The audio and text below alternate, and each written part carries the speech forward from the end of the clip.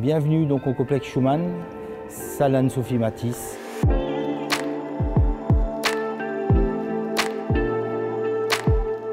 Salle que nous avons à demeure depuis 2003, depuis la création du club. Et on a obtenu l'extension de la salle Anne-Sophie Matisse que je vais vous présenter. On avait un souci d'entraînement avec nos compétiteurs mélangés aux autres sections. Donc ce qu'on voulait faire, c'était garder ce sport bien-être qui est la loisir, que ce soit pour les enfants ou pour les adultes, mais que d'autre part, il fallait bien garder le modèle de compétition. C'est la raison pour laquelle l'extension a été faite. Elle sert également à organiser beaucoup plus facilement. Les gros clubs organisateurs, on organise 5-6 galas par an. Là, ça permet par exemple pour des compétiteurs qui sont peu expérimentés ou qui n'ont pas un gros palmarès, d'organiser beaucoup plus souvent, sans avoir toute la grosse logistique à avoir derrière, et ça permet à des jeunes de s'aguerrir.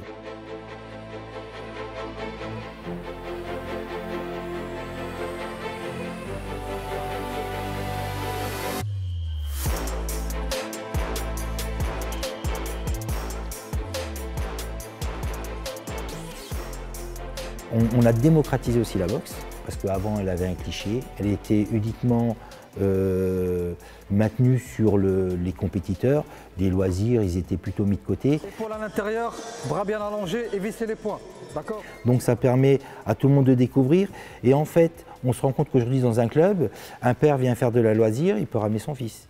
Une dame vient faire de la fitness box, elle peut ramener son mari, voire elle peut ramener un de ses enfants, et on trouve que tout s'enchaîne en fait.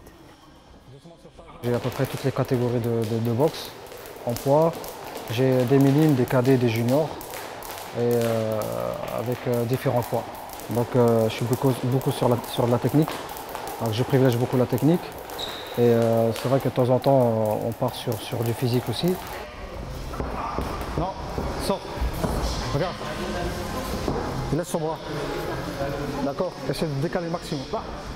Je suis maintenant depuis 2 saisons le président du comité départemental de Moselle, le plus important du Grand Est, puisqu'on représente 45% des licenciés du Grand Est. Peut-être qu'à l'origine, les mines, les usines ont drainé un certain nombre de populations qui a fait qu'il y a eu un brassage et qu'il y a eu des sportifs qui ont pu émerger.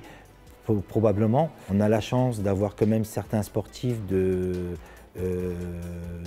bon niveau. Il y a Flora Pili, au jour d'aujourd'hui, une boxeuse professionnelle, peut revenir dans le giron amateur pour participer aux Jeux Olympiques. Donc on espère que Flora sera le fer de lance aux Jeux Olympiques et en espérant qu'elle remporte une médaille. On est un peu dans les nuages parce qu'au jour d'aujourd'hui, on se rend compte que cette dynamique de terre de jeu, eh ben, elle continue à avancer et voilà, on va pouvoir avoir des disciplines olympiques du monde entier qui vont pouvoir venir s'entraîner ici pendant plusieurs jours ou voire des semaines.